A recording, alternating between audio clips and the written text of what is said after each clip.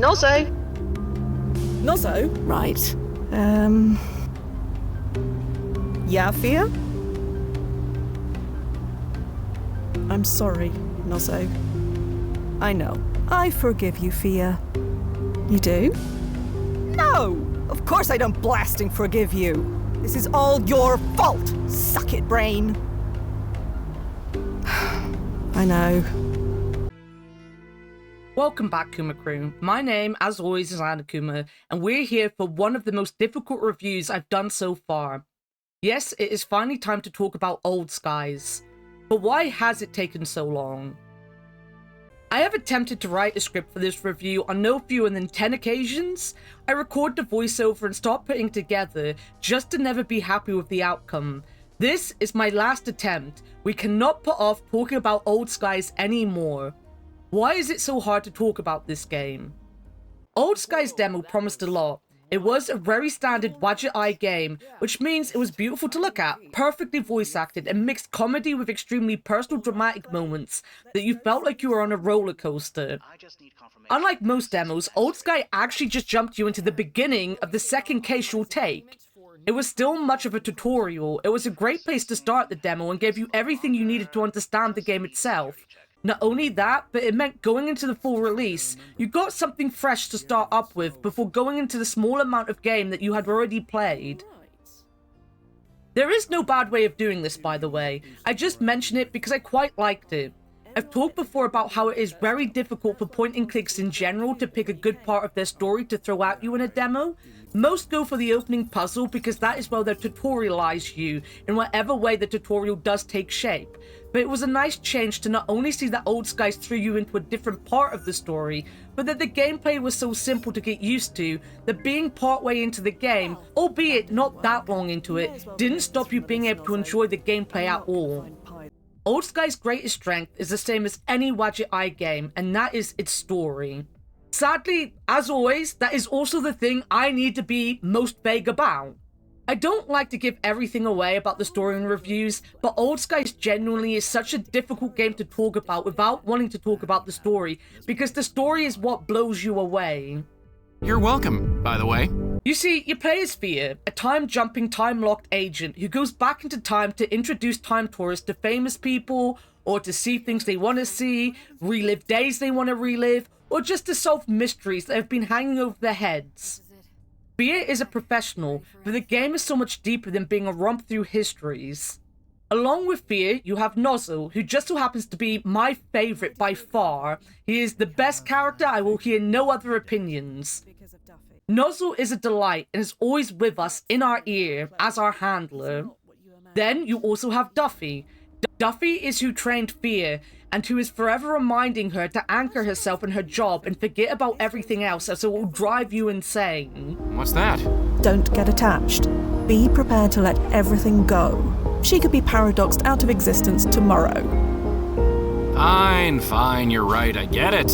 At first, they seem like a likable trio of work colleagues. The thing is, none of them ever stopped being likable. In fact, I cried for Nozzo and Duffy maybe more times than I actually did for Fia. Now, what happens is they become extremely relatable in a totally unrelatable way. To understand this, we have to remember no one can really relate to being left outside of time itself. I don't exist, do I? Seeing the world change around you, quite literally, people being zapped out of existence and everything, and never being part of anything. Yet at the same time, I feel, especially in today's society, it is also the most relatable feeling anyone can have. I talked a little bit about it on my stream once, and I cut it out for a video, which you can go and watch if you want. But Fia has a whole story arc surrounding a painting. I won't go into too much detail about it, but there's a painting. This painting anchored her to the world, and when it was taken away from her, she spiraled. She spiraled because people aren't really born to live like that. In my personal battle with agoraphobia, I never felt more connected to a character who just wanted something, anything about herself, to be left as a mark on this world to say Fia was here. And I compared it in my other video to these videos that I make on my Twitch, and how that is my last ditch attempt for me to leave a mark on the world that I feel time locked out of, being very much blocked off from the outside world for the last 4 years. Barely anyone knows I exist, barely anyone watches these videos, but they are a mark that I'm leaving on the world. Just like people don't know Fear, they might look at this picture, they don't know who she is, but at least when they look at it, she's a real person that people can see. Because whilst they are time-locked, the world around them isn't, much like the world outside my door hasn't stopped either. They'll never settle or have lives because those lives can and will be taken from them at any moment, which is kind of where my connection to them dies out. I loved Old Skies for the various stories that get told. Every chapter is something different. They sometimes connect in weird and wonderful ways, but they always felt fresh. You could enjoy most stories without having to remember every detail about everything else. It is very self-contained adventures inside a much larger story. You get to visit various time periods. Hell, you even get to visit New York just before 9/11 and just after it again as well. Now, historical events like that have been time-locked themselves, so you can't visit them or change them, which is a nice way of getting around the why not just stop X, Y, or Z conversations. If you can call this game anything, it is a grand adventure. I'm not even gonna lie, it does a better job of being an adventure through time and space than something like Doctor Who does these days. Sure, you don't go to space, you're always on Earth, but neither does the Doctor anymore, unless he's going to 100 different versions of Gallifrey, it feels. But the story always stays personal. It is always a battle that you are fighting with Fear, against Fear, and her inner demons. Wadjet Eye is one of the best companies out there making this kind of story. The Blackwell series was my first foray into their games, and they've stuck with me ever since I first played them. The story of Joey, and yeah, I know they're really about the girls, but I just love Joey. I'm going to talk about Joey because Joey's my favorite. And his connection to the Blackwell family touched my heart. You can tell how far they've come in telling these stories, though. Whilst Blackwell will always have my heart, Old Skies is like a blockbuster these games paved the way for. So, without giving things away, that is about all I can say about the story. That's me. Good to know. You'll meet various different characters, whether they belong in a time zone or they are your customer of the given day. The game is very good at circumnavigating through time travel topics. I like the excuse that if you get too close to a relative or someone important to your past, then your senses will overflow and you'll end up having to remove yourself from them, stopping any I became my own dad kind of situation, time travel things. That, you know, the normal that they like to throw at you. I don't think there was a time period or a group of characters I didn't instantly fall in love with. They weren't all pleasant people, but people aren't all pleasant. They all had their reasons for being who they are and doing what they did. The art style is also fantastic, from the character art to just the backgrounds. I said it in the demo review and I'll say it again. It blends sci-fi with the various different time settings seamlessly. The various different outfits that Fia wears were all fun to see. Watching them try to fit her into different time periods was great, and the fantastic detail that whatever she's wearing when you save the game is actually the Fia you get on the title page genuinely made me happy. Wadjet Eye is great at putting little details like that into the games because they just love their games. No one can deny they love their games. Their games are made with so much love. I also talked about loving the travel screen because the travel screens are the things I love the most in my life, and I don't know why. Wadjet Eye has this way of making travel important. You get your characters chatting to each other, so it takes forever, not because it is loading or anything like that, because you are so engrossed in whatever conversation they are having. Hey, so what happens if you run into, you know, myself? Ah, we did our due diligence. Your younger self is home for spring vacation right now.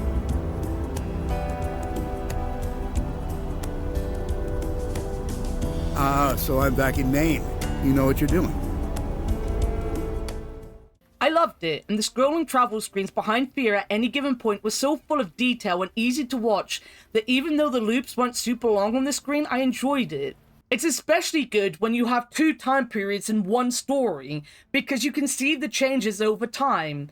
It happened in the New York one, it happened on the Broadwalk. You get to see these two locations at two different points, and it's just a fun way of seeing it all. Every time period felt unique, everything felt in place. It was just a joy to play through. Plus, you can't play this game and not fall in love with the voice acting. Sally Beaumont was fantastic as Fia. She had a wonderful wit about her, but she'd break your heart in a second. Edwin Tong just made me cry constantly as Nozzle, whether learning about his background or watching him beg with Fia to talk to him and not leave him on his own. My chat also has a whole thing about Abe Goldfarb showing up in games. Okay, maybe not my chat, but Warted has a thing about it.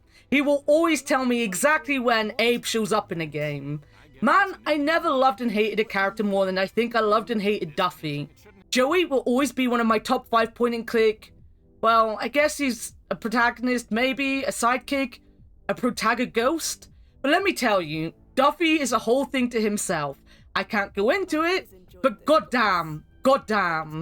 Everyone was fantastic, but as I said above, the real core of the game comes from these three. These are our insights into this world. They are our anchors into a time when the person stood next to you can disappear the second you go to talk to them.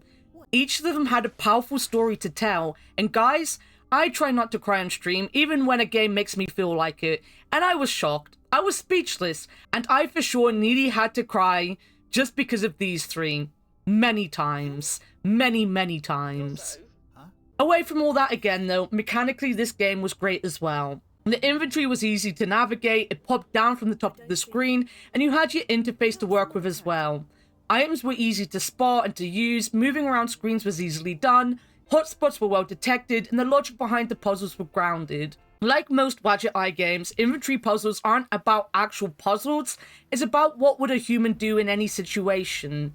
You aren't given a load of random crap in your inventory, you are given a lot of things that humans would probably use at any given time. I love that you had to search things up to open up questions to ask people or indeed places to go and visit. Just reading the extra information that was on offer was a fantastic addition to the game. All in all, it just played really well, and you wouldn't expect anything different from a Wadget Eye game. Funnily enough, because I've had to rewrite this review again, I'm writing this script after I wrote the one for Power Hoofs the Drifter, which also had the same unique mechanic as Old Sky's, death loops. Is that the kind of mother I'm gonna be? What? Ah! You are a demon!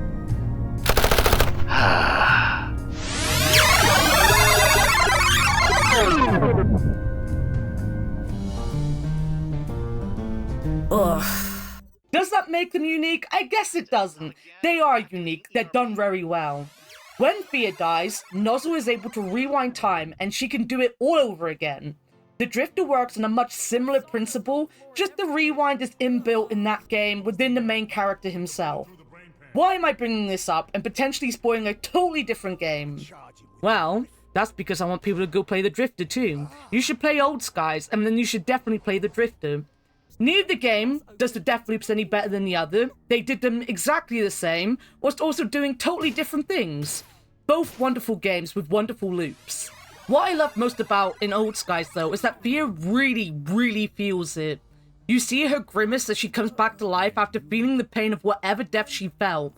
You hear her try to either humor herself out of the reminder of the pain she's had to deal with, or hurriedly convince others around her that something bad's about to happen when they can't remember that bad thing happening. One death loop that hurt me, and this might be kind of spoilery, was this one of Nozzle's. At first, I was totally at a loss to how we were even meant to help him when it was happening in the present as much as the present is the present, and we were stuck in the past as much as the past can be the past.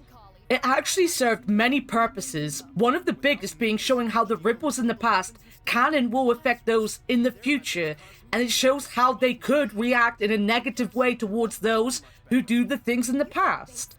I didn't find any of the death loops too taxing to figure out, and they were well placed throughout the game and unique enough each time. I do love a well-made death loop. The Drifter also has them, so go play that too. Overall, Old Skies is just a fantastic story. It is personal, it hits emotions you never thought you'd get hit with in a video game. You grow to love all the characters you meet, no matter how unimportant they might seem. You'll laugh, you'll for sure cry, and by the end of the game, you'll want to protect Nozzle at any cost because he's a sweet baby boy that doesn't deserve all of the pain he has to go through. It is a longer game, but it doesn't overstay its welcome. It wants to indulge you in the universe it has created and really bond with the main characters you are introduced to, but it doesn't waste your time either. The puzzles never take away from the story, and the story doesn't mean there are no puzzles to solve. Old Skies is perfectly balanced, like nearly every Wadget Eye game is. But be warned, you will cry. A lot. I have said it, and I will say it again. This game will make you cry. 2025 has been a great year for a variety of different reasons in the point-and-click sphere, and I don't think there is any game out there that is a clear winner. You have something for everyone out there right now, and I love it. We've been lucky to have stories of all sorts told, adventures of various degrees, and characters we can all love forever. I feel Wadget Eye deserves a lot of credit and praise for never having given up on the genre that, to be honest, many people thought were dead. In many ways, Wadget Eye tried to reinvent how modern audiences interact with this genre, and they've done it in such a way that now in 2025, Old Skies gets to come out surrounded by so many really strong point-and-click games. But mainly, guys, I just love Old Skies, and it is hard to make a review about a game I want you all to go and experience and not to go down 100 different paths to tell you why it is an extremely perfect game. Just go play it, you really won't regret it. The link to the store page, as always, will be down below, so go click it. That is all that I have time for today. This is 100% going to be the script used in the video because I cannot keep up this review for the entirety of 2025. Please just go out and play the game. You will not regret it. If you want to support this bear here though, then like the video, leave a comment below on what time period you'd love to travel to, and subscribe. Also, give us a follow over at twitch.tv/Annakuma, where I play games all the time, especially new point-and-click games, and I did play Old Skies basically on release, so yeah, go follow me, yay! Till next time though, thanks as always for watching, and bye-bye.